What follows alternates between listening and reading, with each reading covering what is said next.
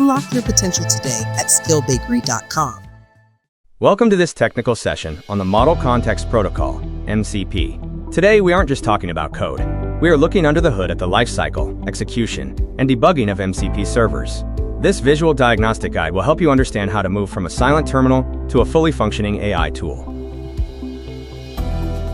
One of the first hurdles developers face is running npm start and staring at a silent terminal.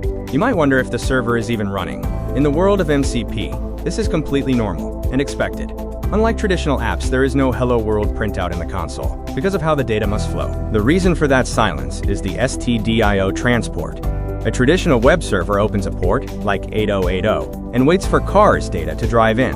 MCP does not use ports. Instead, it sits in silence, waiting for a client to connect directly to its standard input, stdin, for JSON-RPC messages, and standard output, stdout, for responses. This leads us to the golden rule of MCP: never use console.log. In a standard app, console.log is your friend, but in MCP, it outputs to stdout, which is the exact same pipe used for the JSON-RPC protocol. If you log text there, you instantly corrupt the protocol and break the connection. You must use console.error, which sends logs to a dedicated diagnostic channel, stderr, keeping the communication pipe clean. You must shift your mental model. In MCP, the client starts your server, not the other way around. Whether it is Claude Desktop, Cursor, or the MCP Inspector, the parent, client, spawns your Node.js server as a child process. Running npm start by itself achieves nothing, because there is no parent talking to it yet. To debug effectively, use the npm run inspect command. It's the most valuable tool for your development workflow, acting as a client to test your server's handshake. What does a good connection look like? It follows a strict three-step sequence. First, the client sends an initialize request. Second, the server replies with its capabilities, your tools, resources, and prompts. Finally, the client sends an initialize notification. Only after this handshake is the lock turned, and the connection ready for work.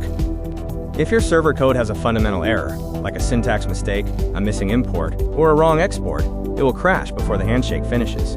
The client receives nothing, the lock remains open, and the user is left with a generic connection error message in the interface. When testing in Claude Desktop, refer to this matrix for common symptoms, tools missing. You likely have a misconfigured, non-absolute server path in your config file. Stale data, you have a lingering child process. You must restart Claude completely to kill and respawn it. Silent failure, there are hidden startup errors. You must run the server command manually in your terminal to see the crash logs. You now understand the isolated stdio lifecycle for local processes. You are here, mastering direct client spawning in a closed ecosystem. Next up, we will dive into remote services using streamable HTTP and Express, allowing you to run decoupled AI services over the network. Now that you understand the stdio lifecycle, our next deep dive will cover streamable HTTP and Express, allowing you to move beyond local processes. Debugging an MCP server is like fixing a high-tech pneumatic tube system, the stdio pipe, between two rooms. The client is the sender, and the server is the receiver. They communicate by sending very specific, formatted capsules, JSON-RPC, through the tube. If you use console.log, it's like throwing loose confetti into the tube. It clogs the system, and the capsules can't get through. Console.error is like having a separate intercom system on the wall. You can shout your status updates through it without ever touching the tube, ensuring the handshake and the capsules flow perfectly. If you find the video helpful, don't forget to like and subscribe.